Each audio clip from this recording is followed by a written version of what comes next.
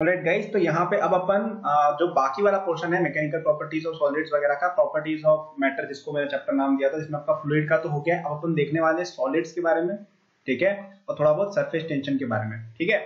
तो सबसे पहला क्वेश्चन अपन ले लेते हैं यंग्स मॉडुलस वगैरह का। तो आपके पास 3 ब्लॉक्स हैं, ठीक है। ये आपके हैं मासेस, इनके मैं बता देता हूँ क्या क्या है। ये है आपका मास m, ये भी है m, और चलो इसको भी अपन m ही ले लेते हैं फॉर सिंप्लिसिटी। और आपको ये बोला गया कि इनका एरिया ए है तीनों, मतलब ये थ्रेड तो एक ही है ऑफ कोर्स, ठीक है। तो ये थ्रेड भी ए है, ये थ्रेड भी ए है, और यंग मॉडुलस इनका आपको वायर दिया हुआ है। आपको ये पूछा है calculate the longitudinal strain develop in each of the wires, ठीक है। स्ट्रेन पूछा है, यानी डेल्टा एल अपॉन एल वाली बात, ठीक है।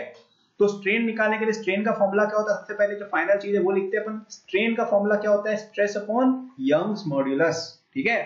यंग्स मॉड्यूलस तुमको बता रखा है, ठीक है। यंग्स मॉड्यूलस, सॉरी, हाँ, यंग्स मॉड्यूलस तुमको बता रखा है वाई, तो अपन कहीं स्ट्रेस निकालना है। स्ट्रेस निकालेंगे तो आंसर आ जाएगा। तो स्ट्रेस सोचते कैसे आएगा? तो अपन पहले इस नंबर को वायर 1 कह देते हैं, इसको वायर 2 कह देते हैं, ठीक है। तो ये 1 स्ट्रिंग या जो भी बोलना चाहो।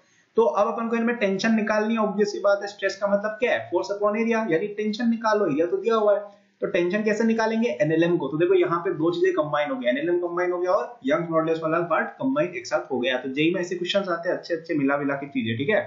अब ये रिलेटिवली फिर भी जेई में आने जैसा क्वेश्चन भी और इजी क्वेश्चन भी है, क्योंकि इसमें कुछ खास है नहीं। जिसने फॉर्मूला नहीं पढ़ा होगा वही ये क्वेश्चन नहीं कर पाएगा। तो अपन यहाँ पे टेंशन मान लेते हैं T1 है, यहाँ पे मान लेते हैं T2 है, और अपन मान लेते हैं पूरी की एक्सेलरेशन A है, ठीक है। तो सबसे पहले अपन निकालेंगे कि इसमें क्या वैल्यू है आपकी T1 और T2 की। तो अपन mg की, अपन इस वाले मास की बात करें तो इस पे क्या फोर्सेस लग रहे हैं बताओ? एक लग रहा है mg, एक लग रहा है T1, इसकी एक्सेलरेशन है कितनी? A, ठीक है। फिर अपने पास इस ब्लॉक की बात करते हैं, इस पे क्या क्या फोर्सेस लग रहा है? T1 इधर, T2 इधर, एक्सेलरेशन कितनी है? A।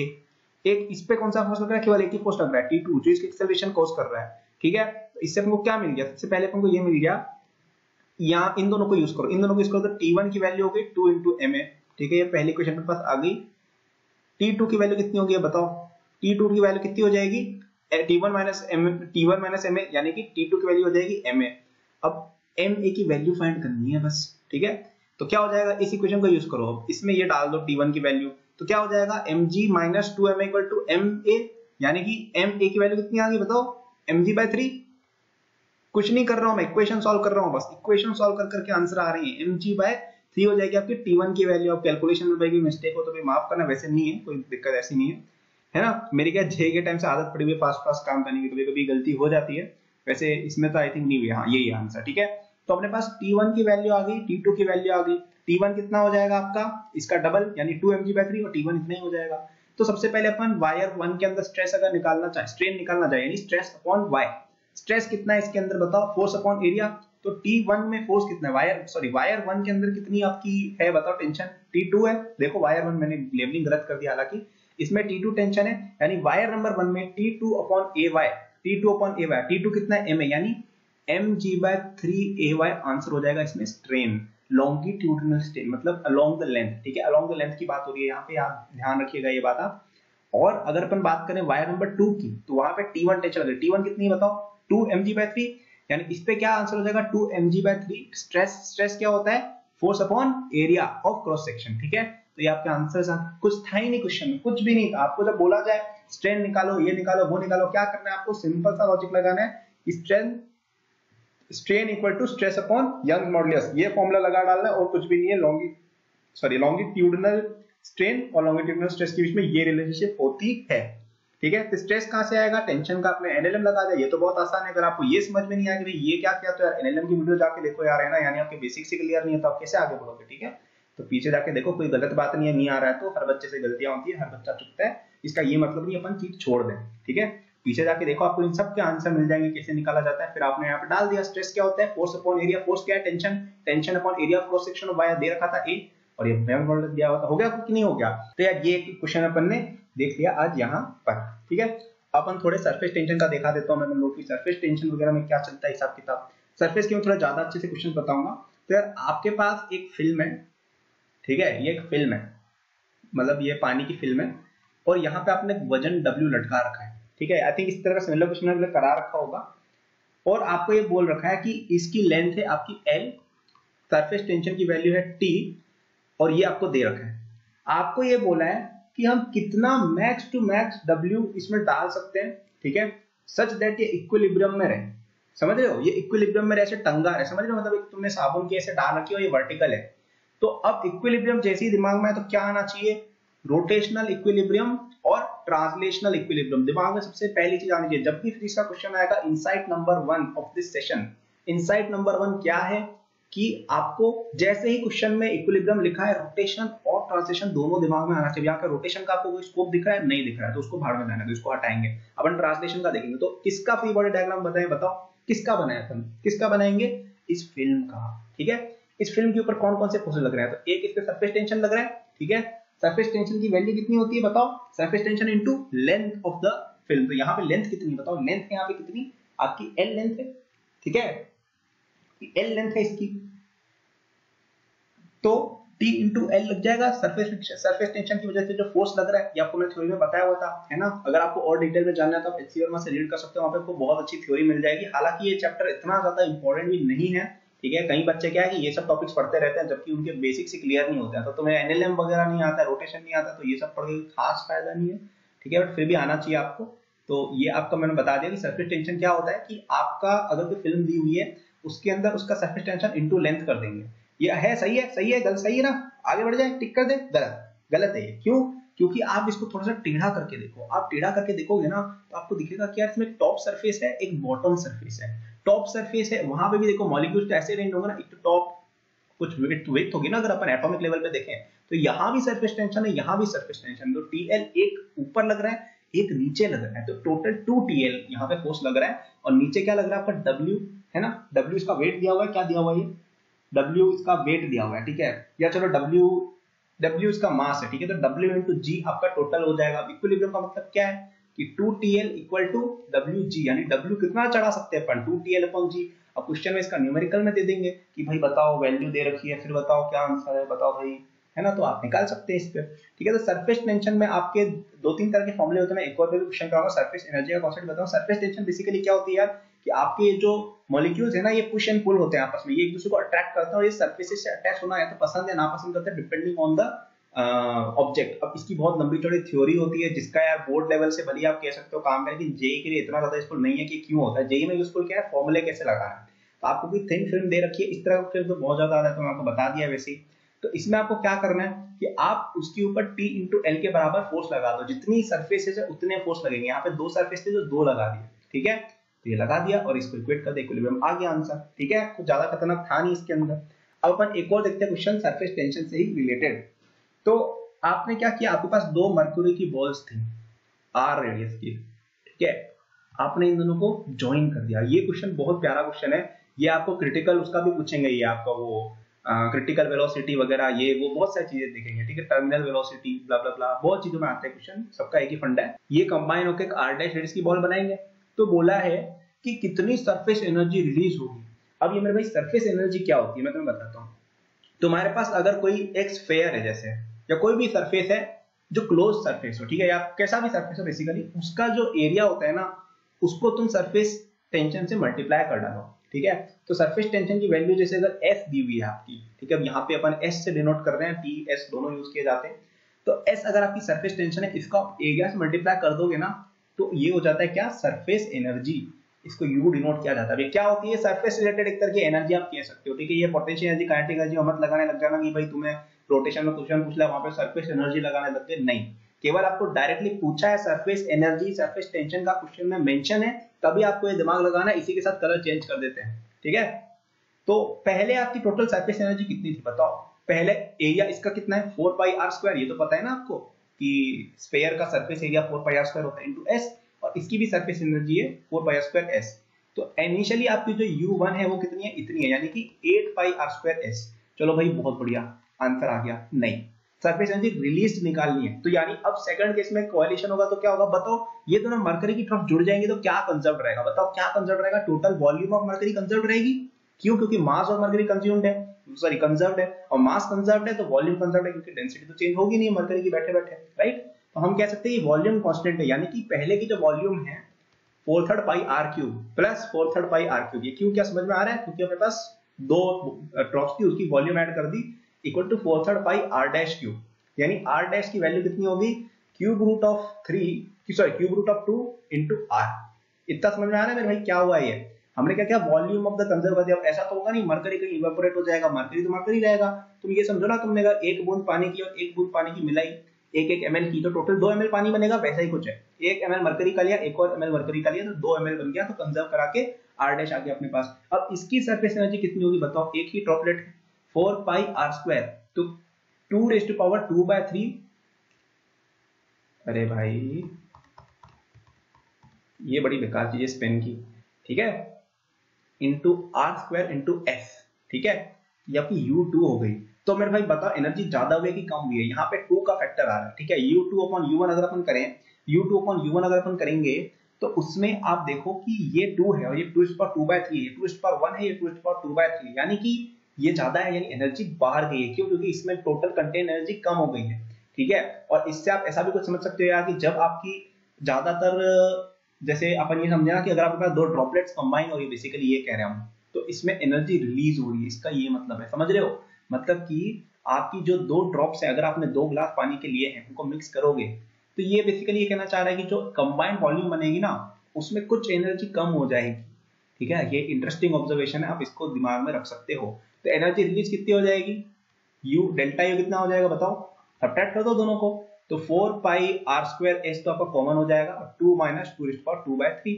इसकी वैल्यू साइंटिफिक कैलकुलेटर वगैरह जो करना कर लो यार, इस माथा पच्ची करने नहीं आया, अपन यहाँ पे घंटे मैथ लगा रहे। 1.65 पाई R² S ऐसा कुछ आ जाता है, ठीक है। तो आगे आंसर, तो यहाँ पे मैंने क्या सीखा कि इनसाइड सरफेस एनर्जी का कॉन्सेप्ट, जब भी आप 2 ड्रॉप को कंबाइन करते हो ना, ये क्वेश्चन बहुत आता है फिजिक्स में, टर्मिनल वेलोसिटी में भी आता है ये, और भी कहीं ग्रेविटेशन वगैरह में भी कर सकते हैं इस तरह की बात कि 2 प्लेनेट कंबाइन होकर कुछ एक नया प्लेनेट बन गया, इस तरह की आलतू फालतू बातें होती रहती हैं। ये आपके उसमें भी हो जाता है, क्या कहता है, कोई गैस वगैरह के अंदर की 2 चेंबर्स की गैसेस हैं, ब्ला ब्ला ब्ला, इस तरह की बातें, ठीक है। ये तो मैंने थोड़ा ज्यादा बता दिया, बट समझो बात को कि आपको यहाँ पे 3 साइड क्या मिला, वॉल्यूम कंजर्वेशन, ठीक है, पहला ये, और दूसरा सरफेस एनर्जी क्या होता है, surface area into surface tension. अब इसकी जो लंबी चौड़ी थ्योरी है कि भाई क्यों होता है क्या होता है, इसका जेई से बहुत ज्यादा लेना देना नहीं है। बोर्ड एग्जाम क्लास 11 के आपके जो होते हैं ना क्लास के, उसके लिए आप थोड़ा देख सकते हैं एनसीईआरटी में, बट अगेन ये चीज समझना थोड़ा मुश्किल होता है। इवन एनसीईआरटी से बहुत चीजें ऐसी होती है समझ में नहीं आती है, अब उनको स्किप कर दो, इतना फर्क नहीं पड़ेगा। जो इंपॉर्टेंट चीजें थी वो मैंने बता दी है यहाँ पे।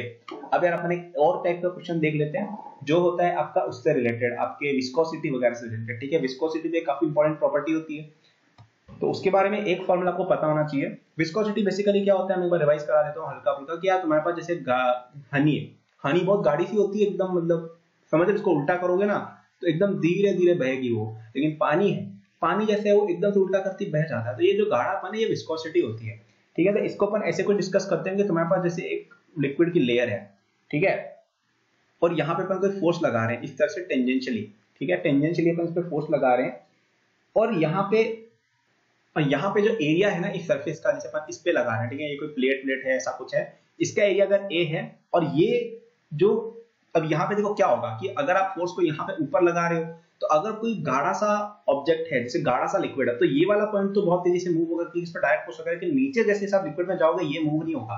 जैसे आप ऐसा समझो ना, आपके पास शहद का एक पॉट है, जैसे ऊपर तक भरा हुआ है, ठीक है, और यहाँ पे आपने ऊपर कुछ जैसे रख दिया, एक लेट से कुछ रख दिया आपने, कोई प्लेट रख के आप खींच रहे हो उसको, तो क्या होगा, नीचे वाली जो हनी है वो भी उसके साथ पुश होगी, आगे पुल होगी, लेकिन नीचे जो हनी है ना वो नहीं आगे जाएगी, है ना, वो नहीं जाएगी, वो उस पर इतना फोर्स नहीं लग रहा है, फोर्स तो ऊपर लग रहा है, तो यहाँ वाला पॉइंट मूव हो जाएगा, यहाँ वाला थोड़ा सा होगा, यहाँ थोड़ा सा, नीचे जाते जाते बिल्कुल खत्म हो जाएगा। तो यही इफेक्ट विस्कोसिटी है, उसको अपन एचएच सिस्टम। लेकिन अगर अपन जैसे पानी की बात करें, पानी में अगर आप ऊपर कुछ पुश पुल करते हो ना, तो नीचे तक उसका इफेक्ट जाता है, लेकिन हनी में नहीं होता। ये बेसिकली हम बताना चाह रहे हैं आपको यहाँ पे, ठीक है। तो अगेन इसका मैं आपको फॉर्मूला वगैरह बताता हूँ, क्वेश्चन कैसे करने हैं। क्वेश्चन करने से मतलब है अपन को जेई में, है ना, रिसर्च वगैरह करनी है, अच्छी बात है, आप करो, कोई मना नहीं कर रहे हैं। तो अब यहाँ पे अपन देखते हैं कि इसमें क्या होगा, ठीक है। मैं रेफरेंस बता दूंगा कहाँ से पढ़ सकते हो।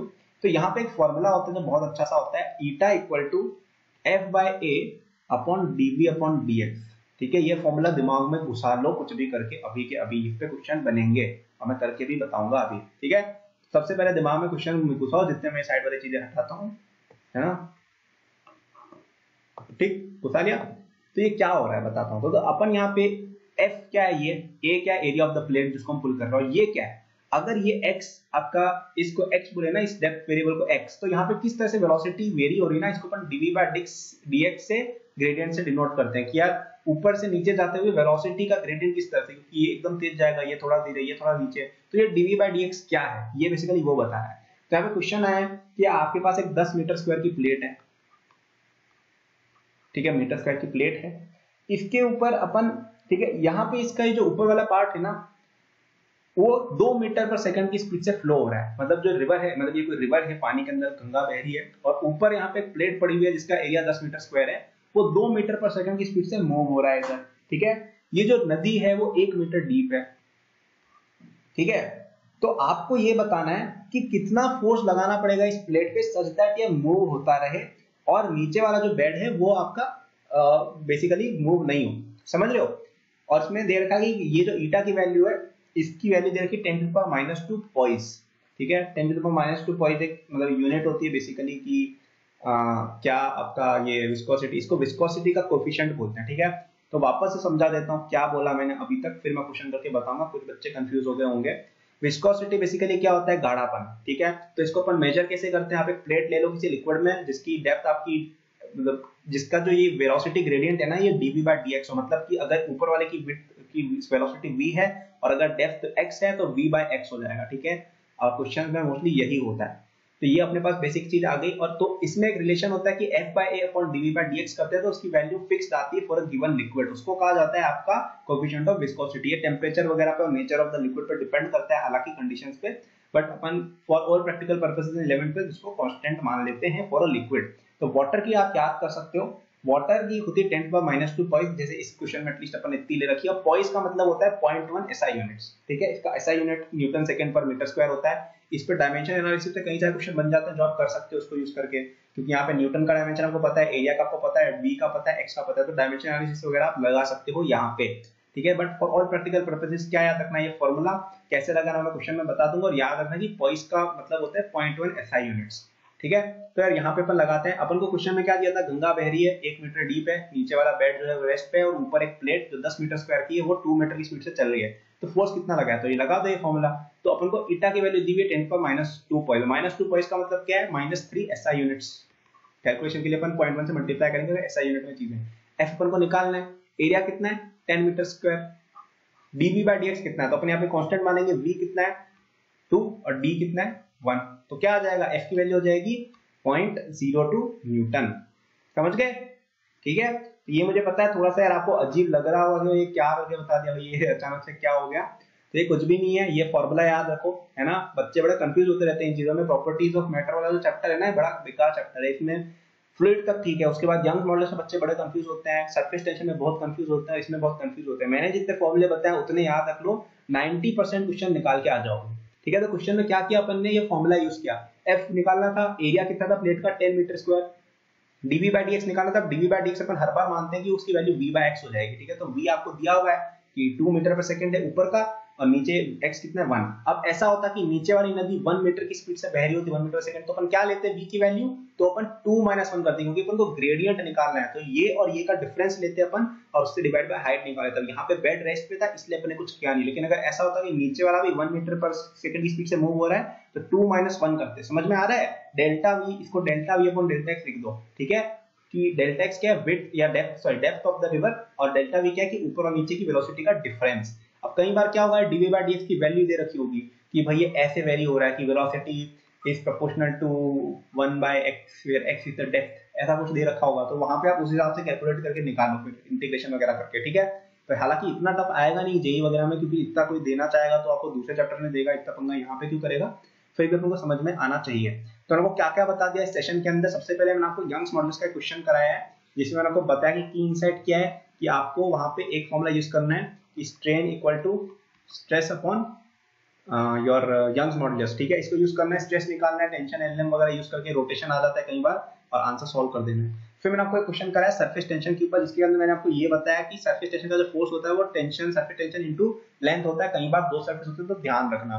तीसरा मैंने आपको बताया क्या, सरफेस एनर्जी। सरफेस एनर्जी क्या होती है, surface area into surface area into surface tension. और लास्ट में आपको क्या बताया, आपको मैंने बताया कि कोएफिशिएंट ऑफ विस्कोसिटी जो होता है वो कैसे क्या होता है, तो F/A अपॉन dv/dx, ये मेरे को बता दिया, एक्सप्लेन भी कर दिया, सब पे क्वेश्चन में करा दिया। अब सबसे इंपॉर्टेंट चीज जो तुम्हें इस चैप्टर में याद रखनी है ना, वो है इनके डायमेंशंस।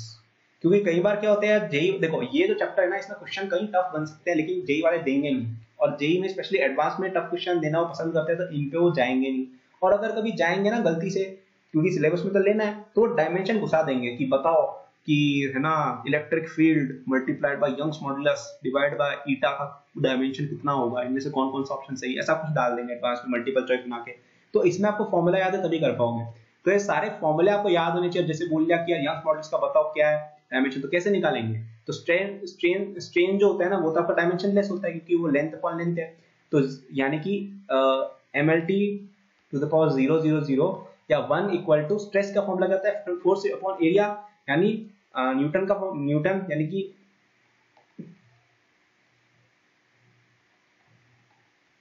तो यहां से आप y निकाल सकते हो कितना होगा। समझ में आ रहा है क्या कह रहा हूं मैं? बेसिकली ये अपन ने लिख दिया a फोर्स और ये एरिया, ठीक है, मीटर पर सेकंड स्क्वायर इनटू केजी, तो ये अपना y का आ गया। सरफेस टेंशन का बताओ क्या होगा, सरफेस टेंशन में क्या हो जाएगा, यहाँ पे आपका मीटर कट जाएगा, केजी पर सेकंड स्क्वायर इस तरह कुछ आ जाएगा, ठीक है, आप देख सकते हो ये सब चीजें, है ना।